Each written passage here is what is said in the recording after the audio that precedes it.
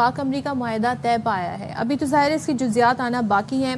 Donald Trump کہتے ہیں پاکستان اور امریکہ مل کر تیل تلاش کریں گے, اور کیا پتہ ایک دن ایسا بھی آئے کہ پاکستان انڈیا کو تیل بیچنا شروع کر دے. تو بڑا انہوں نے ایک لمبا پلان ہمیں بتا دیا ہے, کیونکہ اس طرح کے جو معاہدے ہوتے ہیں انہیں ٹائم لگتا ہے, 8 سے 10 سال تو لگیں گے. آئی ہوپ معاہدے سے ایکسیکیوشن اور مٹیریلائز ہونے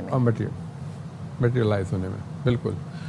تو ایسا ہے کہ ٹویٹ تو بڑا انٹرسٹنگ ہے, لیکن اس ٹویٹ میں انہوں نے تقریباً ایک بہت بڑا اسپیکٹرم کور کر لیا ہے جی, اور پھر ایک پولیٹیکل اسٹیٹمنٹ بھی دے دیا وہ انڈیا اور پاکستان, اور ٹرولنگ تو کرتے رہتے ہیں, آپ کو معلوم ہے انڈیا کی.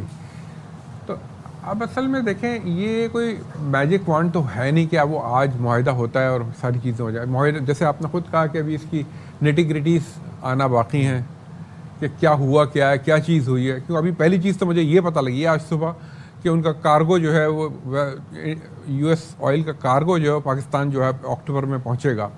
تو this could be a part of the deal also that we are going to be buying American oil for the first time actually. اچھا, تو 1 بلین بیرلز کا کارگو آئے گا ان کا اکتوبر میں, جس کی کو ساری چیزیں طے ہو چکی ہیں. May be that is a part of the deal also. But when you talking about exploration, indigenous exploration in Pakistan with the help of the support of the American oil companies, so that is a very good news. بہت خوش آئند بات ہے. ویسے پاکستان میں past میں بھی oil and gas کی exploration companies, American oil companies بھی کام کرتی رہی ہیں. ابھی 2019 میں بھی آپ نے سنا ہوگا ایک ہائپ کریٹ ہوئی تھی عمران خان صاحب کے زمانے میں کہ ایک بہت بڑا ڈسکور ہو گیا کیکڑا کے اندر اور پاکستان کی ساری ضروریات پوری ہو جائیں گی. اس میں بھی ایکزون موبل کے نام سے ایک امریکن کمپنی تھی, ایک اٹالین کمپنی تھی اور 2 پاکستانی کمپنیز تھی. 4 کمپنیوں کا کنسورشیم تھا اور ہوا اس میں کچھ بھی نہیں نکلا تھا. لیکن ایک شاٹ سے کچھ نہیں ہوتا. پاکستان اچھا, یہ سب سے پہلے تو میں آپ کو بتاؤں کہ پاکستان کے اندر آئل اینڈ گیس سے ایکسپلوریشن کے اگر کو بوسٹ کرنا کیا جا سکتا ہے تو صرف وہ 2 ایونیوز ہیں جہاں ہو سکتا ہے, nothing else. I can guarantee you based on my 40+ years experience. سارے لو ہینگنگ فروٹس جو ہیں وہ پاکستان میں they have been depleted, they have been discovered. اب جو کچھ بھی آن شور پاکستان میں ہے وہ بہت ڈیپر ایریاز میں, like in the rugged terrain, high cost, high sensitive, high security sensitive, high risk areas in terms of the returns of investment. اب یہ تو بڑا مشکل ہے اور اس سے گیم چینجر بھی نہیں ہوتا. گیم چینجر اگر ہوگا تو وہ آف شور آئل ایکسپلوریشن سے ہوگا, اور گیم چینجر ہوگا تو شیل گیس کی ایکسپلوریشن سے ہوگا. شیل گیس کا آپ نے بہت نام سنا ہوگا. شیل گیس ایک ایسی چیز ہے جس نے امریکہ کو کی کہ وہ جو ٹرمینل جو انہوں نے امپورٹ کرنے کے لیے بنائے تھے LNG کے, وہ ایکسپورٹ ٹرمینل میں کنورٹ ہو چکے ہیں. وہ LNG ایکسپورٹ کرتے ہیں, اب تو آئل ایکسپورٹ کر رہے ہیں جیسے پاکستان میں آئل ایکسپورٹ کر رہے ہیں. تو یہ ہے گیم چینجر. اچھا, ویسے معین صاحب جب ہم انرجی سیکٹر کی بات کرتے ہیں, جب ہم آئل ریزروز کی بات کرتے ہیں پاکستان میں, I know it's too soon to ask, but آپ کے اطلاعات کے مطابق کیا امکانات ہیں, کہاں پر یہ ذخائر موجود ہیں اور کتنے ذخائر ہیں یہ؟ دیکھیں پاکستان کی آن شور میں تو سب سے پہلے میں آپ بتاؤں کہ پاکستان میں 450,000 کے بیرلز کے قریب پر ڈے کی جو پاکستان کی ریکوائرمنٹ ہے. پاکستان تقریباً 64-70,000 بیرلز پروڈیوس کرتا ہے پر ڈے. پاکستان تقریباً 14% اپنی ضروریات کا پورا کرتا ہے. تو ابھی تو it's a long way to go before we fulfil our requirement 100% and then we think about exporting it. Gas کے معاملے میں یہ ہے کہ گیس انفراسٹرکچر ڈیپینڈنٹ ہوتی ہے ٹرانسمیشن کے. تو گیس میں Pakistan 3.2 billion cubic feet gas produce کرتا ہے, جبکہ پاکستان کی ریکوائرمنٹ تقریباً 5 ہے. تو پاکستان وہ LNG کے ذریعے پورا کرتا ہے. آج سے 10 سال پہلے پاکستان اپنی انڈیجنس جو کنزمپشن ہوتی تھی وہ سب انڈیجنس پروڈکشن کے ذریعے پیدا کرتا تھا.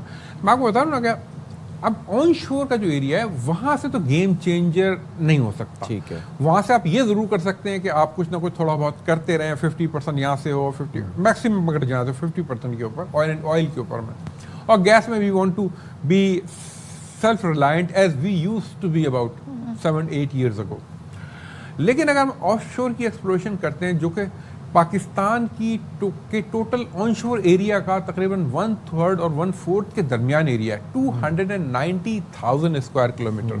پاکستان کا جو ایریا ہے تقریباً وہ 890 to 920,000 स्क्वायर किलोमीटर है, तो 290 इमेजिन करें, इट्स अबाउट 300,000 स्क्वायर किलोमीटर। ये पाकिस्तान का ऑफशोर का एरिया है, और इस ऑफशोर के एरिया में पिछले 80 साल में सिर्फ 18 वेल ड्रिल हुए हैं।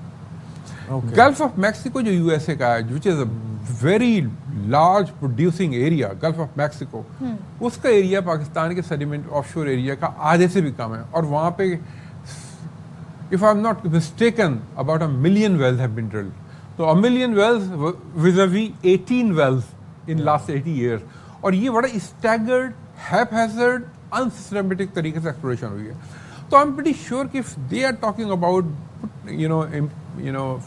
putting up an oil company, American oil company, joint venture with Pakistani company, so they would be eyeing at the offshore. Offshore is the area. और एक बात मैं आपको बता दूं बड़े वाज़ेह तौर पे आपके सामीन के लिए भी, ऑडियंस के लिए, कि देखें पाकिस्तान का जो ऑफशोर है, I don't want to mince on my words on this is a fact, hard fact, कि पाकिस्तान का जो ऑफशोर है वो दुनिया के बहुत बड़े बड़े ऑयल प्रोड्यूसिंग एरियाज के आइडेंटिकल है बिल्कुल। इसको हम अपनी ज़बान में बोलते हैं एनालॉग है। इसका एनालॉग इंडोनेशिया में महाकम डेल्टा के नाम से hundreds of thousand of barrel और ऑयल और गैस प्रोड्यूस कर रहा है। इसका एनालॉग ऑस्ट्रेलिया में गिप्सलैंड बेसिन है जहां प्रोड्यूस कर रहा है। इसका एनालॉग नाइल डेल्टा है। इसका एनालॉग नाइजर डेल्टा है, नाइजीरिया का। It's been producing for last 50 years really, and it's still going strong. फिर gulf of Mexico which is Mississippi delta basically.